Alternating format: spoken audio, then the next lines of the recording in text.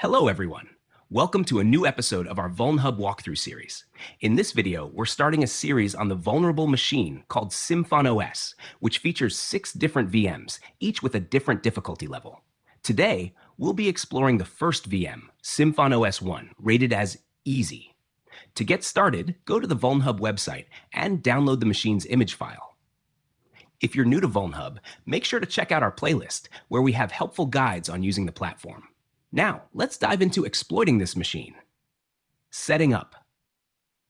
After downloading the image, the next step is to set up the virtual machine in VirtualBox. The image file is in 7Z format, so begin by extracting the archive to access the files inside. In the extracted folder, you'll find various files, including the necessary VMDK files. Now we're ready to create a new virtual machine. In VirtualBox, click New to start creating a new VM. Name it Symfonos 1. Set the OS type to Linux and select Other Linux 64-bit for the version, as the specific distribution is unknown. Allocate your desired amount of RAM. Then select Use an existing virtual hard disk file and locate the VMDK file. Click Finish to complete the setup. Once the setup is done, you'll see the Symfonos 1 VM listed in VirtualBox.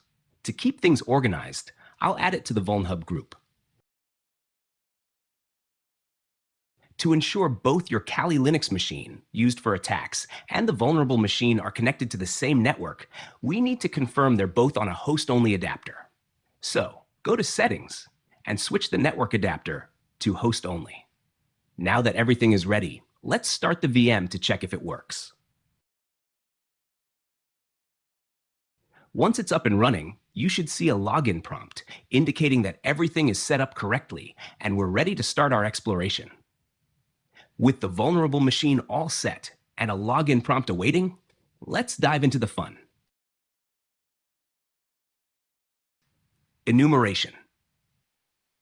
The initial step in our attack is enumeration, which involves identifying the IP address of our target machine using netdiscover. To execute this, open a terminal and run netdiscover-i, followed by the network interface name, which in this case is ETH1. From the scan results, we've obtained our target IP address, 192.168.103.113. Next, we'll conduct a network scan to identify open ports, a crucial step in the enumeration process. This helps us understand the attack surface and strategize targeted attacks. For this, we'll use the popular Nmap tool. In the terminal, run nmap-sc-sv, followed by the IP address. In this command, -sc is used to perform a script scan using the default set of scripts, and -sv enables version detection, allowing us to identify which versions are running on each port. After completing the network scan, 5 open ports with corresponding services were revealed. Port 22 TCP, running an SSH secure shell service, which allows remote access if valid credentials are available. Port 25 TCP, running SMTP, a service used for email sending. The scan indicates support for features like Start TLS, encryption, and large attachments. Port 80 TCP, running an HTTP web server, which serves web content. The scan shows a basic website with no title, hosted on Apache web server software. Ports 139 and 445 TCP, running NetBIOS services, Samba, commonly used for file and printer sharing. We'll leverage these open ports to gain initial access to the server. Before proceeding, let's conduct a deeper enumeration on these ports to uncover potential clues or vulnerabilities that might help us gain a foothold or shell access.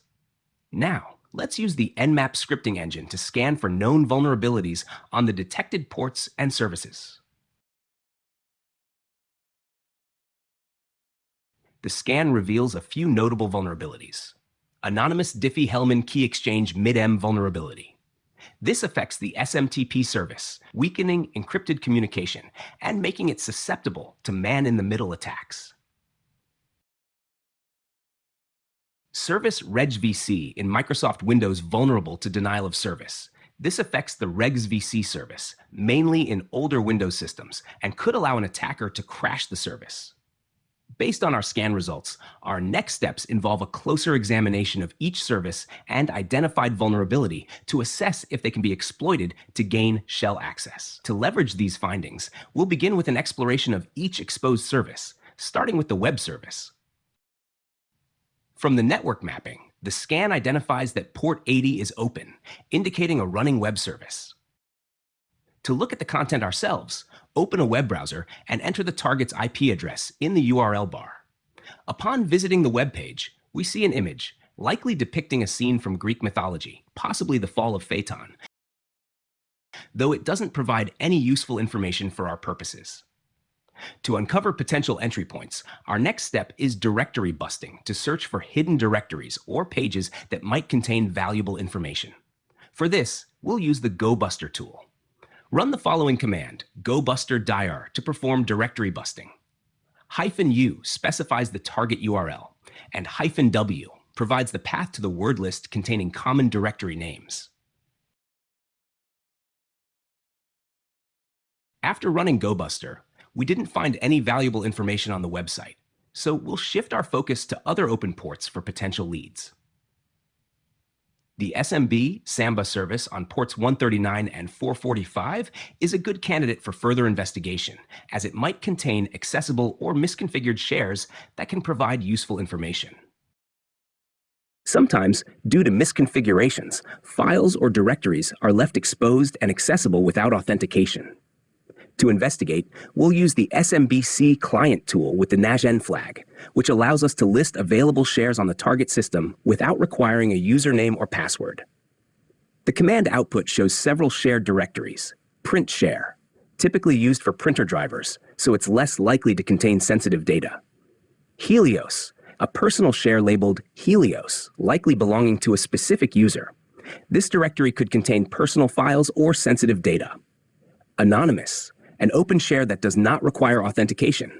This might be due to a misconfiguration and could potentially contain useful information.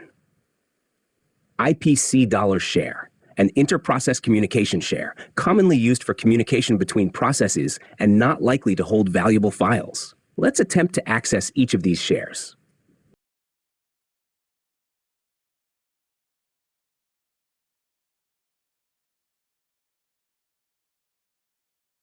Since we don't have valid credentials, accessing most shares results in an access denied error. However, when trying to access the anonymous share, we find that it does not require a password, allowing us to successfully connect. To further explore, we list the files and directories within the anonymous share. Among the files, attention.txt stands out, as it may contain relevant information. We proceed to download attention.txt to inspect its contents, which could provide helpful information or clues to gain further access or privileges on the system. This approach leverages exposed resources due to misconfigurations, allowing us to gather potential information for the next steps of our investigation. Upon review, the attention.txt file indicates that weak passwords such as epidioco, QWERTY, and baseball are in use by some users on this system. This insight is valuable, as it suggests that users on the target machine may be using weak or commonly used passwords across various accounts and services. Since SMB is frequently used for file sharing, continuing our exploration of SMB shares may reveal additional files, directories, or even usernames. Now let's try to access the Helios share. Initially, when attempting to connect, the system defaults to using the local username, Kali, as the target user. As a result, entering the password provided in the hint returns an access denied error, since the username Kali does not have permissions on this share.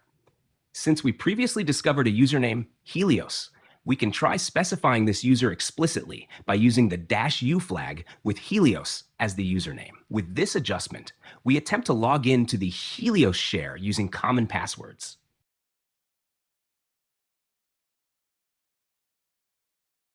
After a few tries, we successfully authenticate with a weak password. Once logged in, we can list the files and directories within the Helios share. This allows us to explore its contents, potentially uncovering personal files or sensitive data that could assist in further understanding the system or gaining additional access. Now, we can list the files and directories in the Helios share.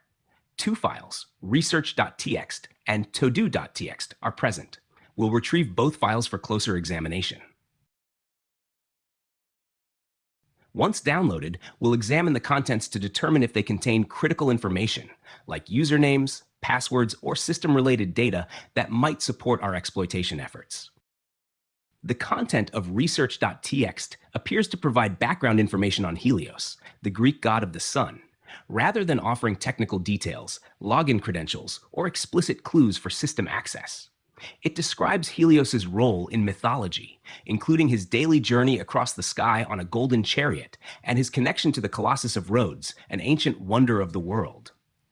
In summary, while research.txt itself doesn't contain actionable information, let's move on to the second text file. The content of todo.txt reveals a list of personal tasks, but includes a potentially useful directory name. The line "work on H3105" suggests that this directory might exist on the web server, port 80, and could be accessible via a web browser. Now let's navigate to this directory to see if it reveals any files, scripts, or pages containing useful information or potential vulnerabilities. Upon accessing the directory, it appears to be a broken WordPress site. So let's look at the blog content to check the details. However, when attempting to access the web page through a browser, we encounter the message, "We're having trouble finding that site." It seems we can't connect to the server at symfonos.local. This type of error usually has two common causes. The first reason could be a mistyped URL in the search bar, meaning DNS servers can't find the associated IP address. The second reason might be that we haven't entered the expected hostname, symfonos.local, into the search bar, even though the website expects it. This issue can be resolved by modifying the local DNS file named hosts, located in the /etc directory. Open a terminal, type nano, followed by the path to the hosts file. Then add the target IP address with its associated hostname in the /hosts table. This allows the web client to access the website, which previously displayed an error. After adding the entry, save the changes using Ctrl+X and press Enter. With this configuration complete, we can reload the target web page to verify if it loads successfully. Since the requested hostname now has an association in the /hosts file, the website should load without issue. After refreshing the browser, we successfully access the blog content. Based on prior knowledge, WordPress sites can be vulnerable if not properly maintained, making them a common target for exploitation. To identify potential weaknesses, we'll use the WPScan tool to analyze the site's WordPress version, themes, and plugins. WPScan is a security tool that checks for vulnerabilities related to outdated WordPress versions, plugins, and themes, helping to identify any known security risks. If you're new to using WPScan, I recommend watching this tutorial video and reading my blog post, where I cover WPScan's functionality and detailed usage. These resources will help you understand how to effectively scan WordPress sites for vulnerabilities. To begin, open your terminal and enter the command wpscan-url, followed by the URL of the WordPress site. This command initiates a scan that will analyze the WordPress site for vulnerabilities, misconfigurations, and other security issues. Now, let's examine the output highlights from the scan, where we can review some significant findings. These findings may reveal potential vulnerabilities, outdated plugins or themes, weak passwords, and more, which can help guide further investigation or remediation steps. 1. The XML-RPC feature is active on this site. XML-RPC can be vulnerable to certain WordPress attacks, like brute force or denial of service, making it worth noting for further investigation. 2. The scan identifies the site as running WordPress version 5.2.2, an older version with known vulnerabilities. This is valuable information, as vulnerabilities in outdated WordPress versions can often be exploited if left unpatched. 3. The active theme, 2019, is also outdated. Older themes can expose sites to theme-specific vulnerabilities, which could potentially serve as an entry point if any unpatched issues exist. 4. WPScan detects the presence of 2 plugins, with particular interest in the Mail Masta plugin, version 1.0. This plugin has been associated with vulnerabilities in the past, making it especially interesting for our investigation. With the MailMaster plugin identified, let's search for any documented vulnerabilities specifically affecting version 1.0. If exploitable, these vulnerabilities could provide an initial foothold on the target system. Foothold. Our Search with Searchsploit reveals 3 known vulnerabilities for the MailMaster 1.0 plugin, including local file inclusion, LFI, and SQL injection. The LFI vulnerability stands out because it may allow us to read files on the server by manipulating the file path in the URL. This access could reveal sensitive information, such as configuration files or credentials, helping us further compromise the target system. Let's save and examine the exploit file 40290.xt to understand how to leverage the LFI vulnerability.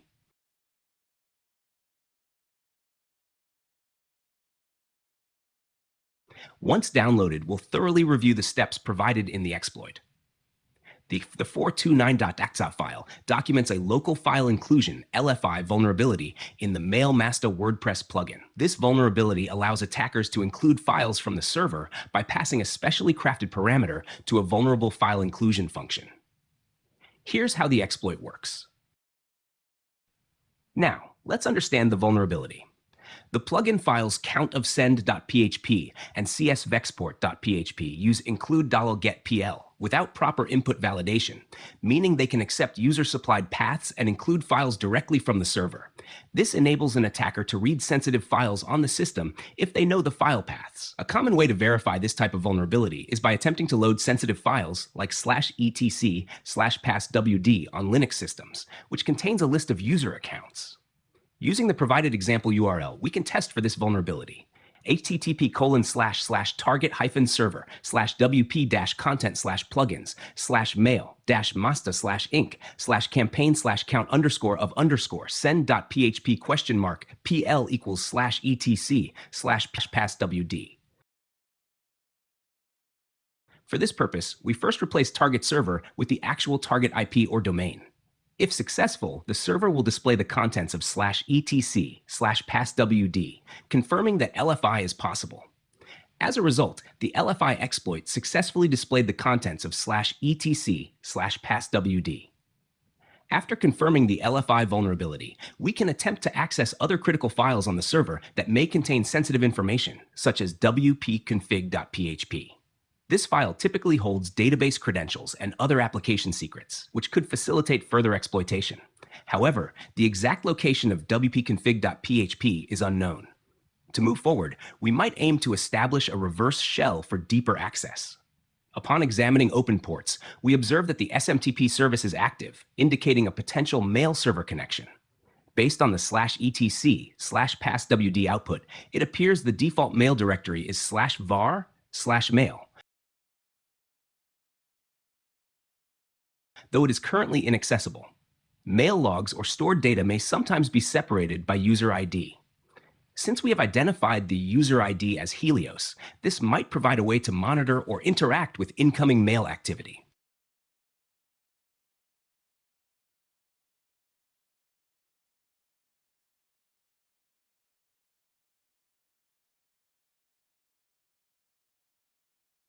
In a previous Nmap scan, we identified a vulnerability in the SMTP service, specifically an anonymous Diffie-Hellman key exchange mid-M, man-in-the-middle, vulnerability. This vulnerability could enable remote code execution, RCE, allowing us to inject commands that might compromise the mail server. By exploiting this vulnerability, we aim to establish a reverse shell and potentially escalate privileges, gaining full control over the target system. To exploit this vulnerability, we need to send an anonymous email via SMTP using specific commands. Telnet or Netcat can facilitate this process, allowing us to directly interact with the SMTP server. To initiate the session, open the terminal and connect to the SMTP server on port 25. At this stage, we see the server's greeting, indicating the SMTP session is established. Next, use the hello command followed by a domain name, either our domain or a random one, to introduce ourselves to the server. The server responds with 250 confirming that it acknowledges our introduction. Now we need to specify the sender. Use the mail from command to define the sender's email address.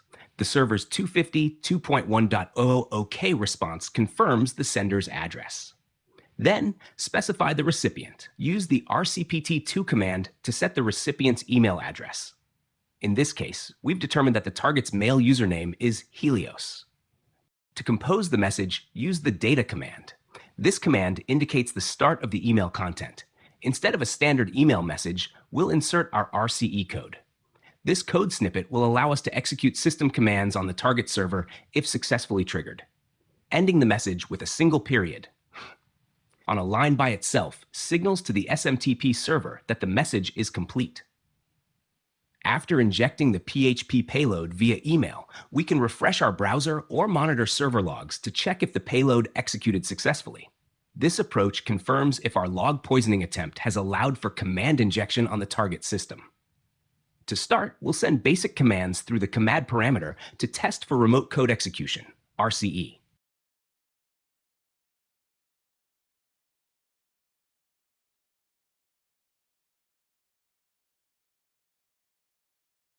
Once we verify that commands can be executed, we'll proceed with a reverse shell for a more interactive connection. To establish a reverse shell, we'll craft a payload for the target's RCE URL that will connect back to our Kali Linux machine. For this payload, include the Kali Linux IP address and specify the listening port. On the Kali machine, set up a netcat listener to receive the connection from the target. Once the reverse shell payload is executed on the target, a successful connection will grant us shell access to the system. After initiating the listener, a connection is established from the target IP address, confirming that the payload has successfully triggered a callback to the listener. Upon initiating the listener, the target system connects back to our Kali machine, and we confirm the callback by checking the connection. The target's IP address in the listener logs indicates that the payload has successfully triggered the reverse connection. Now, let's confirm the shell is working by running a simple command, such as ID. This reveals the current user and group information, showing that the user is Helios. However, while the shell is functional, it lacks interactivity. To make the shell more usable, we check for Python by running the command which Python. This returns its location at /usr/bin/python. Next, we run the command python-c, quote import pty, pty.spawn, open parentheses, quote/bin/bash, close quote, close parentheses. This spawns a pseudo terminal, which improves shell interactivity. After enabling the interactive shell, we navigate to the home directory to look for a user flag. Inside, we locate a directory belonging to the user Helios. We list its contents using ls-al, but find no user flag present. To proceed, we need to escalate privileges to gain root access, as standard user privileges limit our ability to fully investigate the system. Privilege escalation. In privilege escalation, our main objective is to gather system information and identify any potential vulnerabilities or misconfigurations that could allow us to gain elevated privileges, ideally achieving root access. However, because we are connected through a reverse shell, we only have limited user privileges, which restricts our ability to access certain files and commands needed for a full assessment. To identify privilege escalation opportunities, we search for files with the SUID, set user ID bit set, which allows a user to execute these files with the permissions of the file owner, usually root. We use the command find-perm-4000 dev-null to locate files with SUID permissions.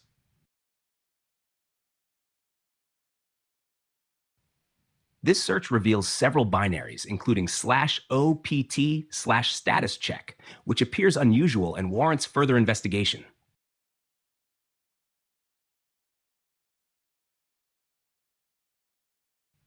Upon running /opt/status check, we discover that it outputs HTTP header data, indicating it interacts with a web server, possibly with elevated privileges. This suggests we might exploit it to gain root access. We proceed by checking the file type of /opt/status check with the file command, which identifies it as a 64-bit ELF executable with SUID permissions. To explore further, we run the strings command on it, which extracts embedded strings. Among them, we find curl space dash capital I and http://localhost, suggesting that the binary uses curl to make HTTP requests. To exploit this, we create a malicious curl file in the /tmp directory. We first navigate to /tmp with cd/tmp. Then use echo /bin/sh to create a file that will launch a shell when executed. We change its permissions with chmod 777 curl to make it executable. Next, we need to ensure the /tmp directory is prioritized in the PAT8 environment variable, so our fake curl is used when /opt/status check is executed. We prepend /tmp to the PATH by running export PATH equals /tmp:$PATH. Afterward, we run /opt/status check again, which now executes our malicious curl and spawns a root shell. To confirm root access, we run whoami, which should return root. We then navigate to the /root directory and list its contents with ls-al, where we find a file named proof.txt. Finally, we view the contents of proof.txt using the cat command. The file confirms successful root access and includes a congratulatory message, marking the completion of the task. If you have any doubts or questions, feel free to leave them in the comment section.